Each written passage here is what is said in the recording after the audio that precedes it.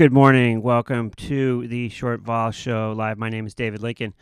And indeed, as Brent says in the chat, massive contango. What does it all mean? What should we be doing? And how is this all going to end? Well, all of that and more coming up right now on the Short Vol Show live. Stay with us. And we're back after the commercial break. Oh, well, there was no commercial. Anyway, yeah, so we have seen kind of an exciting morning so far. Tesla notably down and then bounced.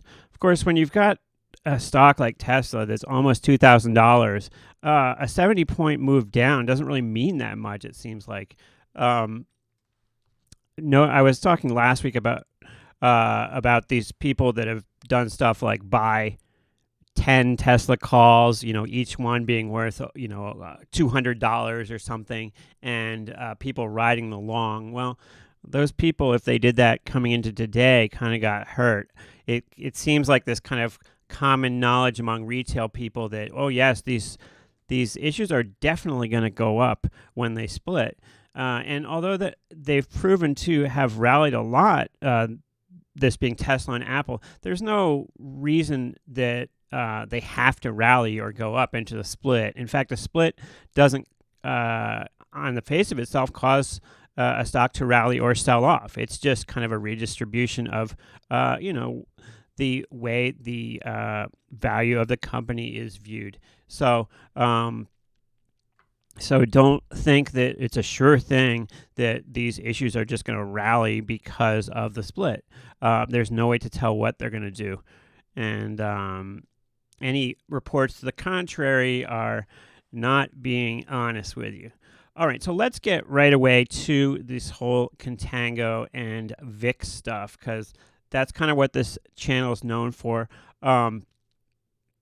If you checked out VXX or UVXY a little earlier this morning, they were a lot lower than where they are now. In fact, we had a little blip where the VIX printed down about a point. Now, I wouldn't read too much into this sort of thing. Let's see if I can pull it up here.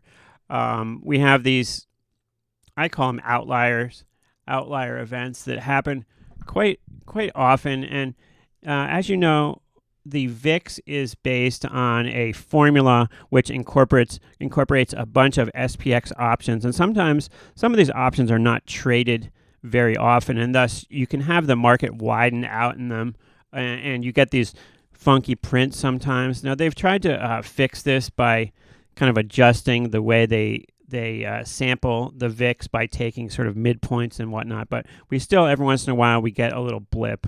And what I'm referring to, if we close up on here, you can see this line here where all of a sudden the VIX printed down, about $1.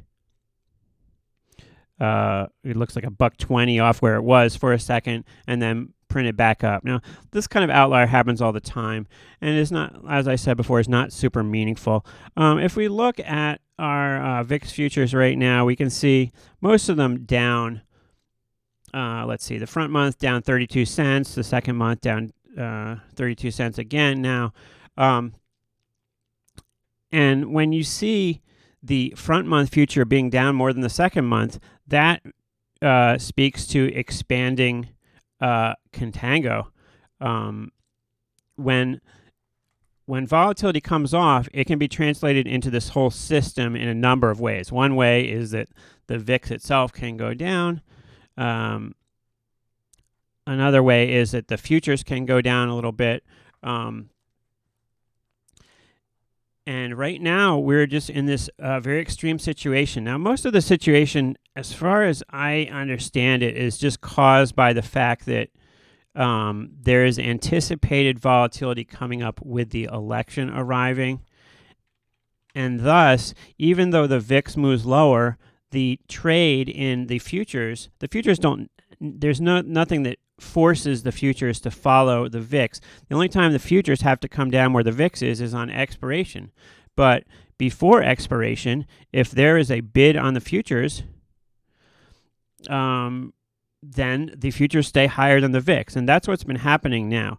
Now, the consequence of these futures staying much higher than the VIX, the immediate consequence is that our products like UVXY and VXX don't immediately go lower, right? Because if the futures were to be right where the VIX is priced right now, then UVXY and VXX would be lower than they are right now. However, because the futures are independent of the VIX, these products are not lower. But the good part of all of this is that the fact that the SEP and OCC futures are so far apart from each other creates decay over time. That's the whole Contango number. And thus, in a way, it's better for us who are short vol that VXX and UVXY are not at the price of the VIX and are actually higher right now, because in the long term, it means these products are going to decay. So it seems a little bit lopsided the way that works, but trust me, it's a benefit that right now UVXY and VXX are higher than they are. It's a benefit that these futures are in this steep contango, and really what the contango is based on, once again, is just the fact that UVXY, VXX are based on an average of these two futures, which have such different prices from one another. So as time moves out and these products get based more and more on this future that's way higher up, the distance between spot and the futures expands, and we know that this distance has to contract at some point. So you've got this this rebalancing, which is expanding the distance between these 2 points, and you've got the inevitability that these 2 points have to come together by expiration, which creates that drag, that decay that we like to call it. And it's not decay in a traditional sense, in that like that you're exchanging one for another and there's money that you're losing. That's kind of like when people first study this, they think in their mind, oh, okay, well, this makes sense that there's decay because I'm selling something for 25 and I'm buying something for 29 in its place. And that's not exactly the way it happens.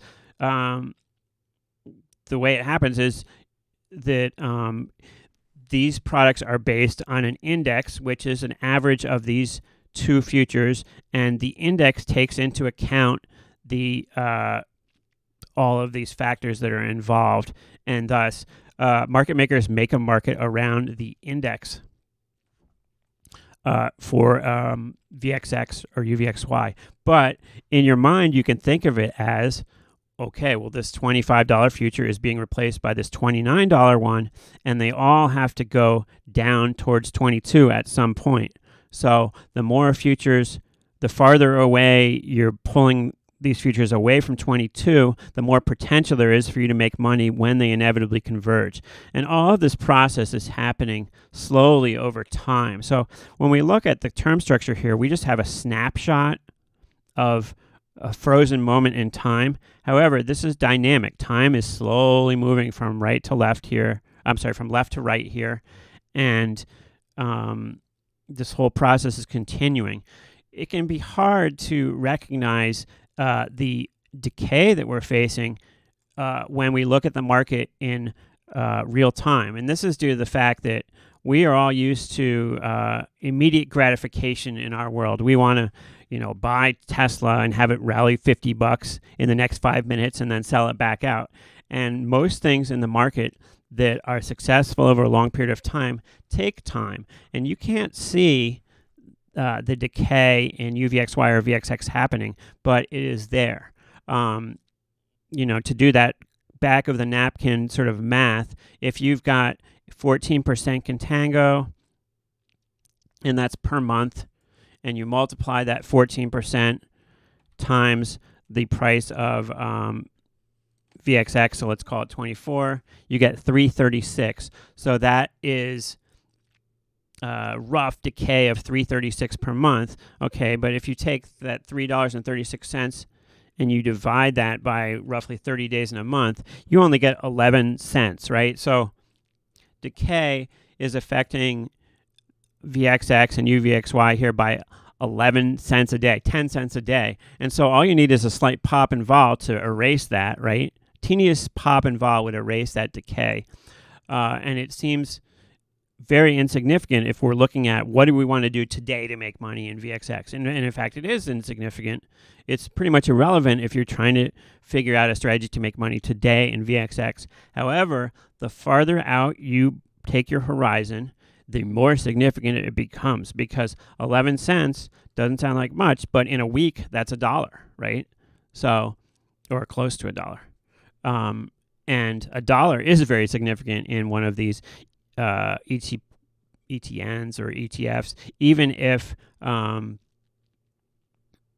you've got, VIX moving around, $1 decay in a week is pretty significant. And it's a little bit less than that, but, $3 over a month, you can do the math.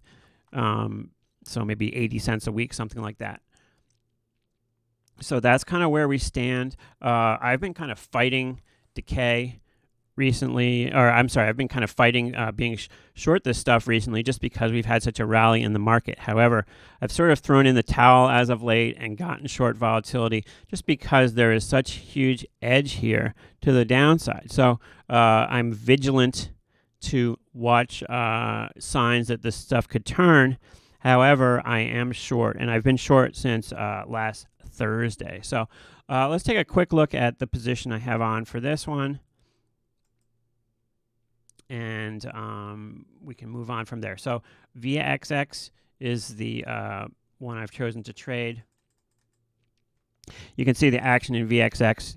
It was at its lowest point right before the open today, and it's rallied up since then. But once again, I'm not concerned with what it does today. This is a longer term situation. And I did put the position on fairly recently on this Thursday. You can see the pop we had Thursday. Sometime up in here, I put the position on. So it's made a little bit of money since then. You can see on the bottom here, it's showing up $231 since then. But this is the position I have on. I'm long the December 24/20 put spread. And then I've bought some of these December 12 puts for an average of 9 cents.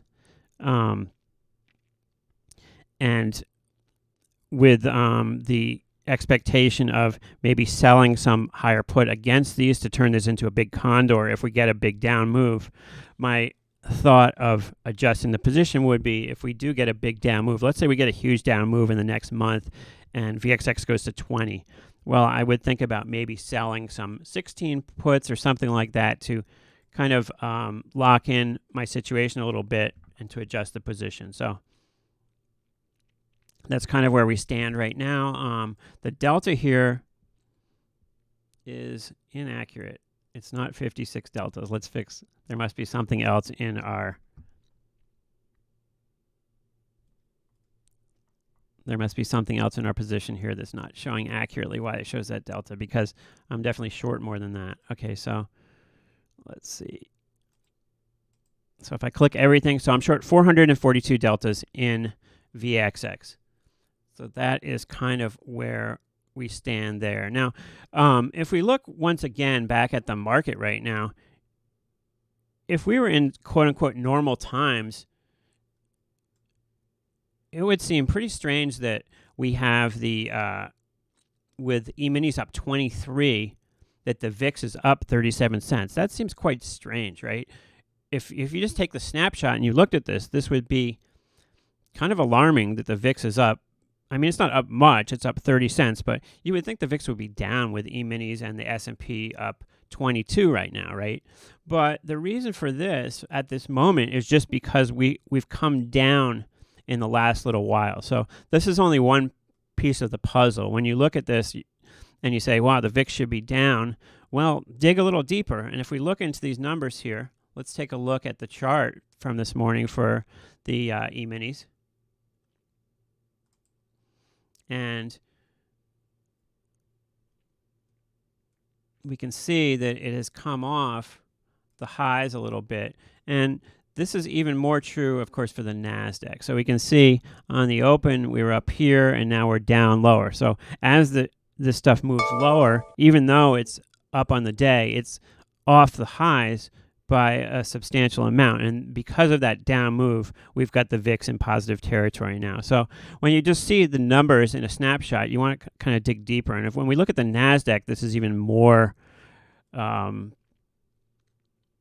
a reality. So the NASDAQ was all the way up here, and it's come down over 100 points since the open. Now you might say, well, Dave, the NASDAQ has nothing to do with the VIX. And that is true on paper, but the reality of things is that traders who are trading VIX futures and also S&P options are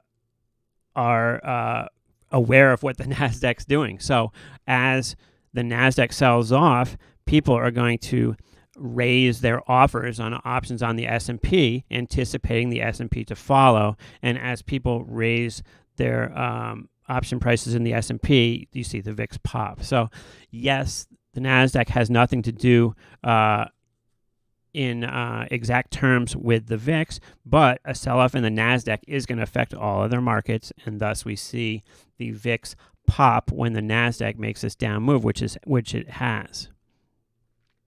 Sometimes what I like to do is go into the Market Watch feature on here, and this is going to kind of dig into the numbers a little bit better. So if we go to Market Watch and then we pick up the NASDAQ, we can see which components are down, and we've got Zoom and Tesla being the big ones. Now I can switch this from heat map to index watch, and once again select the NASDAQ. And this is going to show what is advancing and what's declining in the NASDAQ. Now this is a good thing to do to give you like more of an awareness of what's going on in the market. So what do we have down here? That's AMD, Amgen, and this DOCU down a lot. I don't even know what DOCU is. Let's take a look at that.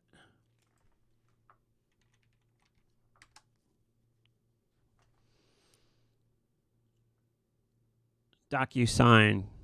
Yeah, I don't really even know what that is, so apologies there.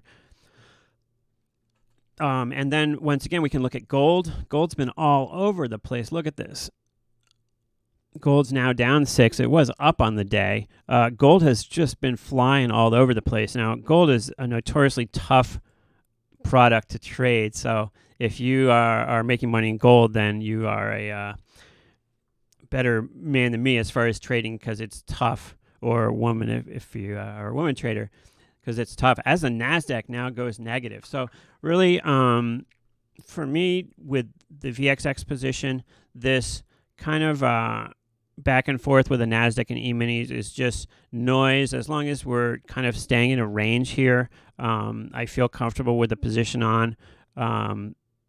With that, 10 cents a day in decay working in my favor, I feel comfortable with the position here. But yeah, we've seen definitely a nice down move in the NASDAQ from the open here. All right, so let's go to take a quick look at your thoughts and comments, and then we can move on from there. What is up? R. Van Geen and Brent, nice to see you. Some traders out there aren't being honest. Yes, I know it's a shocker. It's especially amusing to me when you see people posting trades where they've made, like, every trade they've made has been a winner this week, this sort of thing.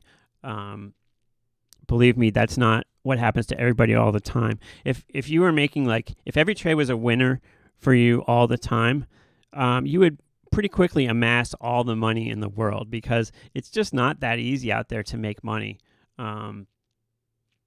So don't feel put out if you are not as successful as the people you see on Twitter, because so much of that is fake.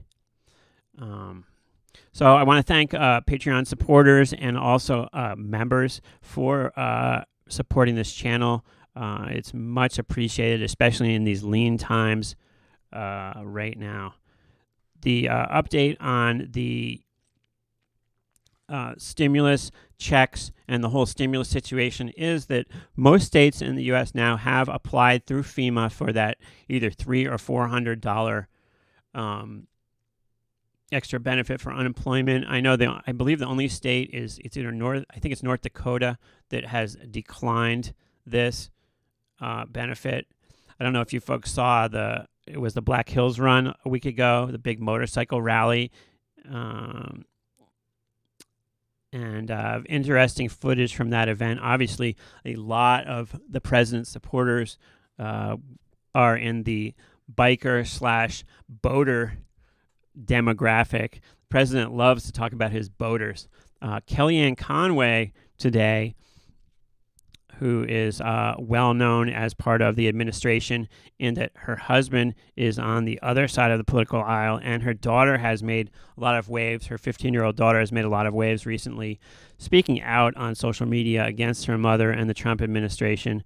Kellyanne Conway announced, I think earlier today or yesterday night, that she's going to be leaving the administration. I don't think this is a surprise, as just by seeing the amount of time she spent on TV recently, her influence over things seems to have declined in the last while. She's infamous for coming on and saying that the president is presenting alternative facts as opposed to lying, which is kind of a hilarious way of putting things. All right, so there we have it. Still short here. This Contango has built once again. Let's take a look back at the VIX Central chart, and we see last time I was reporting to you, I think was on Thursday or Friday, we were at 12%, now 14%. This is a huge number, folks, and this represents per month, right? It's not per year. Usually when we see an interest rate, it's per year. This is per month, so you can multiply this by 12 to get an annualized rate. And so every point that it moves higher is a huge move annually. And the longer if we can stay at this 14 level for a period of time, it will create, you will see the charts of all these products move lower, except for SVXY being the one that moves higher when this happens. You will see that accelerate. Now, I want to do one of these things for our friend Edward, because he always likes when I do this. So this is, if we go to VIX Central and we go under Contango, now I'm going to unclick the Contango for the other months and just have Contango for F1 to F2. And we're going to look at the Contango chart. Now, this represents anything above the red line represents us being in Contango. Anything below represents backwardation. We can see earlier this year one of the longest time periods of consistent backwardation in VIX history here. But then we see we've been above the red line for quite some time. Now you can see this dip here in the last couple weeks. A lot of times you get these dips because the expiration cycle switches, right? So this period where we were at the high here was right before expiration, right? It has Monday and Tuesday right before expiration.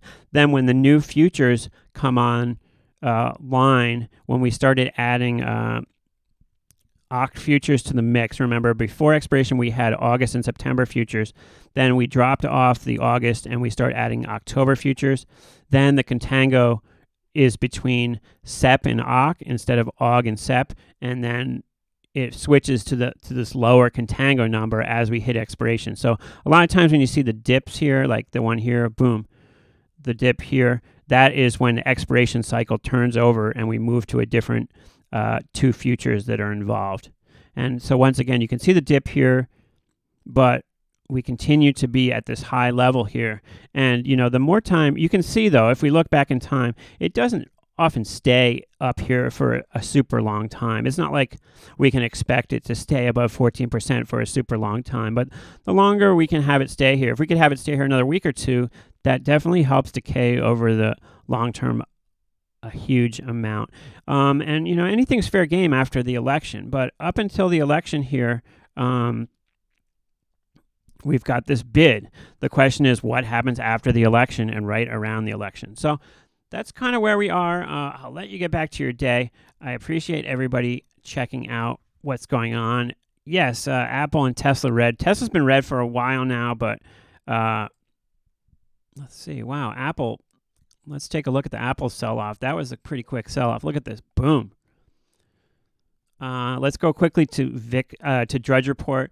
Now, Drudge Report, Matt Drudge has he's kind of fallen out with the administration lately, kind of like Fox News. They're mad at him because they feel he's been too friendly to the liberal side. For hardcore conservatives, anybody who's not really far to the right is like a lefty. And so Matt Drudge, although he's been a force in the conservative movement for a long time, is considered a lefty by some people now. Kellyanne out. And you wonder if this has to do with the fuss her daughter has been causing on social media lately. You see a lot of stuff on Twitter saying, oh, well, politicians are attacking this 15-year-old girl, and this is unfair. This is kind of the same stuff we heard from Melania Trump about attacking Barron. And the reality is that, her daughter put herself in the mix here, and these people are public figures, and so I don't think they should be surprised when they come out and say stuff in public, and then there's a response to it. But yeah, Kellyanne out. Let's see what other headlines we can find here before I leave you to do your thing. One big headline over the weekend was this plasma thing. It seems like the president's looking for some sort of win in the fight against COVID here. So ahead of the election, the president's sister, that Mary Trump book, the lady who wrote the book, she released this audio tape of the president's other sister saying disparaging comments about him. The president had a bad week last week, but now he's in the spotlight all week. He's supposed to speak at the Republican National Convention, which is starting today. The president is supposed to speak every night. Biden and the Democrats got their chance to make their case to the nation last week. As they put it, I thought it was super boring. The president makes his case this week with the formally accepting the nomination for president and speaking at the Republican National Convention. Even though I'm pretty much known as a lefty, I can definitely say that I think the Republican convention will be more fun to watch than the Democrat one. I don't know if that's good or bad in a way. They've released the lineup here of people to talk. I haven't seen the two women, Silk. What are their names? The two women. But we'll see what happens here. The president is supposed to speak every night, and for me, it'll be interesting to see if the president can stay on message, or if he gets kind of off what he was supposed to say or not. I can't watch the whole thing. I've been pretty good about watching all the president's speeches lately, but I have a hard time watching politics for too long. All right, so not a whole lot going on today. We'll see if the market's had a little turn. We'll see if this sell-off continues. I would expect, like usual, we just turn around, they buy the dip, and this kind of ramps back up again, because that's kind of what seems to happen all the time. Currently, VXX, UVXY, almost unchanged. VXX down 5 cents, UVXY down 5 cents now, and futures almost unchanged. However, heavy contango here. So anything but a big spike in the VIX is a win for short vol as we move through the week here, in my opinion. Thanks, everybody, for watching. I do respond to comments, so leave any comments you'd like in the description. It would help if you just like this video or leave a comment. That would be awesome. Please subscribe to the channel. That would be awesome. Memberships are only $1 or $2. We appreciate the support. Support independent media and financial media. The big banks and the big media doesn't need your support. I certainly do. So thanks, everybody, and we'll see you next time on the Short Vol Show. You're watching Famous Days.